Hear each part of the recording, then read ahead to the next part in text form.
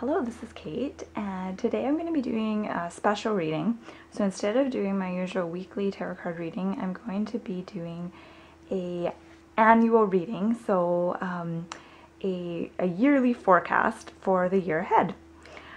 So I've drawn one card to represent each month of the year, and it's basically, the whole point of it is just to kind of give us an idea of the theme of each month, but also to uncover the general themes of the upcoming year. So I'm going to be using the Syrian Starseed Tarot for this reading, and some of the names of the cards are different from the Rider-Waite cards, so I'll let you know what the Rider-Waite card names are as well. Okay, so we'll start with the first card, which is January. Okay, and we've got Adept of Orbs. And the Adept of Orbs would be the Knight of Swords in a Rider-Waite deck. So Adept of Orbs is all about focus and moving full steam ahead with precision and power and drive. So this is a very, January I think will be a very driven month for a lot of us. And this is where we have a clear idea in our heads of what it is we want, where we want to go, how we're going to get there. And this is all about just kind of making things happen. The downside to this card is that you can get burnt out if you don't balance things and don't take breaks. And sometimes this card has to do with doing things that you feel like you should do or that you feel like you need to do rather than things that you actually truly want to do. So just check in with yourself before you move forward with something, before you put tons of energy. Make sure it feels right in your body, not just your head. Yeah, so sometimes things make sense in your head, but in reality you don't actually feel that enthused about them. And another word of wisdom with this card is, if you feel like you're not the kind of person who is really driven or goal-oriented, but you still want to achieve things and get things done, what you can do here, as with this guy, what he's doing, he's kind of envisioning, and he's got in the bubble, he's got the Knight of Swords here. So it's all about envisioning yourself as someone who can tap into that part of themselves that is driven and that can, make lists and and get things done. So you have that ability to become that person temporarily to get something done. You don't have to stay in that state for a huge length of time. Okay, so for February, we've got another knight. So the Adept of Flames, which would be Knight of Wands in a Rider-Waite deck. And the Adept of Flames, he has such a powerful, glowing third chakra there, his solar plexus chakra. He's all about will and finding his will in the world and operating from a place of passion. And so while the previous card, January, the Adept of Orbs, is all about kind of the mental aspect and going in the direction where your mind and your thoughts take you, the Adept of Flames is all about aligning with your soul purpose. So finding that deep kind of resonance with what you feel your soul purpose is. So not just acting from a place of this seems like a really good idea and I should do this. This is where you actually feel it in your body, where you know what you want to do and what's important to you. So aligning with that soul purpose. So two very powerful cards. And two nights in a row just shows that we're going to be, there's a lot of energy in the first 2 months of this year. There's a lot of forward movement, a lot of energy, and a lot of focus on what we're wanting to create and where we're wanting to go. So that's good. Okay, so we've got March, and we've got an ace. That's exciting. So we've got Ace of Crystals, which would be Ace of Pentacles in a Rider-Waite deck, and every ace is all about new beginnings. So a new path and a new beginning is revealed to us in March. or yeah, January, February, yeah, January, February, March. And the interesting thing with this card is that things become crystal clear for us in this month, and where we're going and our path becomes very much revealed to us. And I find this interesting because we've got the two knights, which show that we're going to be expending a lot of energy going in a particular direction, but we don't actually really know where we're going or what we're doing until the third month in, which is kind of funny. And usually that's how things work. You won't really know where you're going with something until you start on that path, and then as time goes by, it becomes clearer and clearer where you're going. And one thing I want to point out with this card is there's a beautiful pink glowing energy around this crystal. And this just shows that this is really about connecting to the energy of the heart, and basically walking the path of the heart. So opening that heart chakra and really aligning with that heart energy as you walk on your path. But definitely all about new beginnings. So that's exciting. Okay, so we've got January, February, March, and April. And for April, we've got Master of Crystals. So this would be King of Pentacles in a Rider-Waite deck. And Master of Crystals is all about teaching and learning. That's what I'm getting with this card, is teaching and learning. So learning meaning having an increased ability to receive or channel information that is of a higher, not a higher purpose, a higher energy. So channeling that inspiration that comes from the cosmos and bringing it down into the here and now, and into grounding those ideas, grounding that energy, and actually bringing them into manifestation and embodiment here in three-dimensional reality. So taking ideas, inspiration, and making them understandable and digestible to those around you. And that's where the teaching part comes in. And I think for a lot of us, this is the month where we step into that teacher role. And this could be really clear in that we actually, we're teaching a course or teaching a workshop, or working with someone one-on-one in some capacity. Or it could be less obvious how we're teachers, but this is definitely about stepping into that role of teacher. And it's also about finding your confidence. So, January, February was about, moving ahead with passion, purpose, discovering, where it is you're going. But it actually isn't until the fourth month that we really come into our own in terms of feeling confident about what it is that we're doing. Okay, so we've got January, February, March, April, and we've got May. And May is the Seven of Orbs. And this would be Seven of Swords in a Rider-Waite deck. So Seven of Orbs, this is an interesting card. The first image, or the first thought that comes to my mind was rising above, because you see with the image of the hot air balloon, this is all about rising above a situation.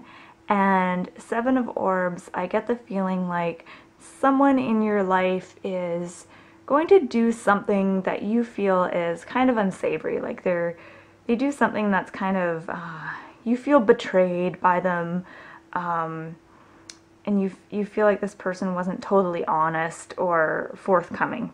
They do something a little bit sneaky. Someone does something kind of sneaky.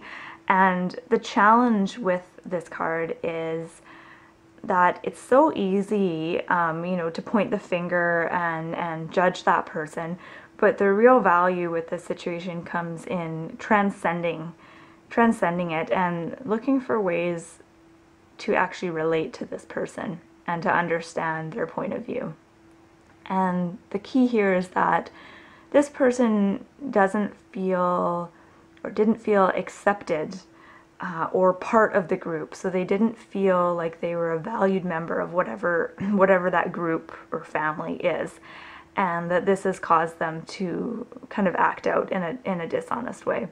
So this is really all about making sure everyone in the group feels and also valued. Making sure that everyone in the group feels safe enough to bring up any kind of you know, things they're upset about or that they want to talk about.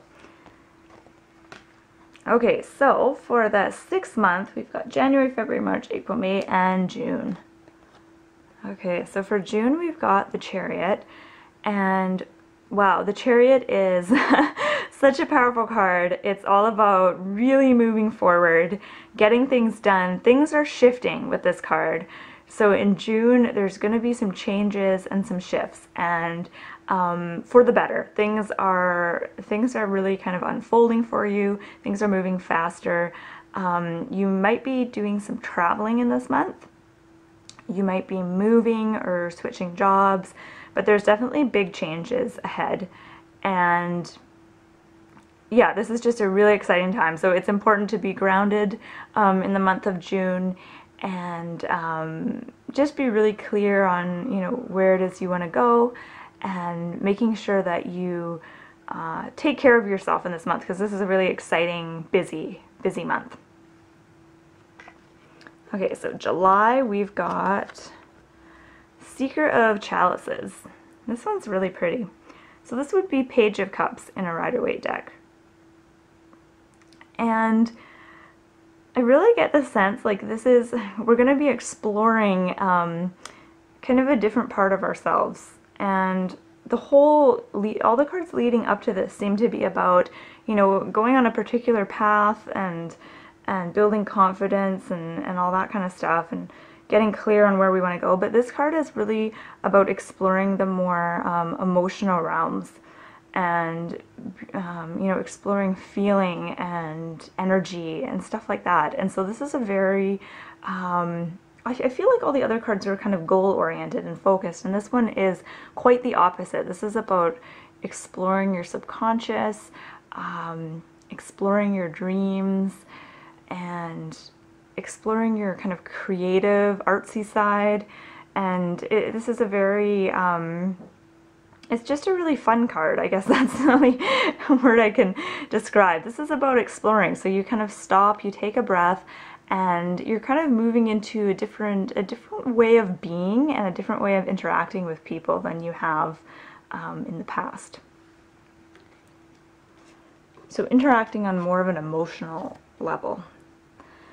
Okay, so next we've got, for August, I think that's June, July, yeah, August, we've got Karma.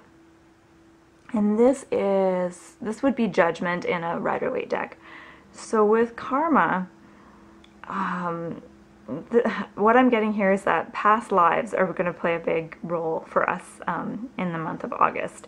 So any kind of unresolved issues that we have with past lives are going to start to kind of bubble up for us in August. And this is an opportunity to really let go of anything from our past. And this could be stuff from this life, so stuff in your past in this life, or stuff from a past life. And with this card, we have the opportunity to really let go and to forgive others, and most importantly, to forgive ourselves, and to release judgment. So release judgment of the past, you know, whether you thought another person was wrong, or a situation was wrong, or something shouldn't have happened. This is all about accepting that whatever shouldn't have happened did happen, and kind of releasing any judgment that you have about it, so that you can start fresh. And this is going to free up your energy. It's going to open your energy field so you can receive more light, and you'll feel, on a physical level, you'll just feel much lighter moving forward.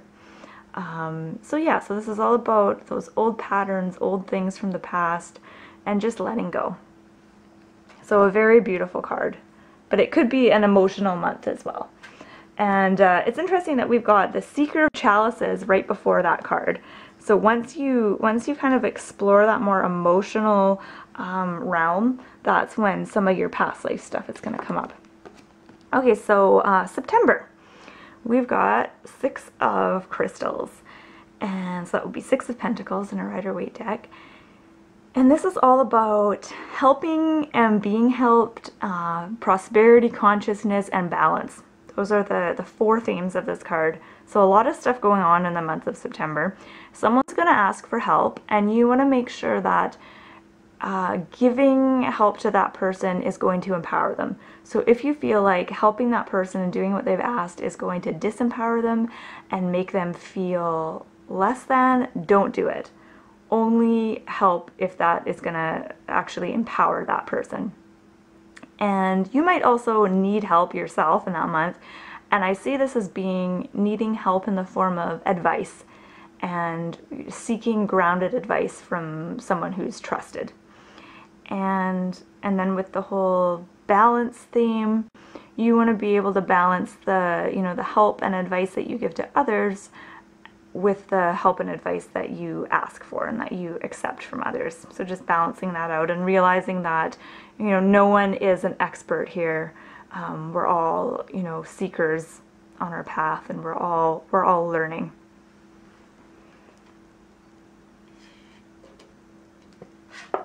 Okay, so for October, which is probably my favorite month of the year, we've got Three of Flames. And Three of Flames is, I feel like this is one of the most exciting cards in the deck. This is where we start to notice the rewards from all the things that we've been putting our energy towards.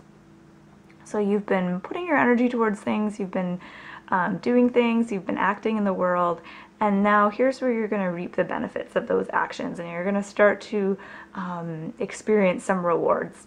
And so you might be thinking, oh, I have to wait till next October to feel that way.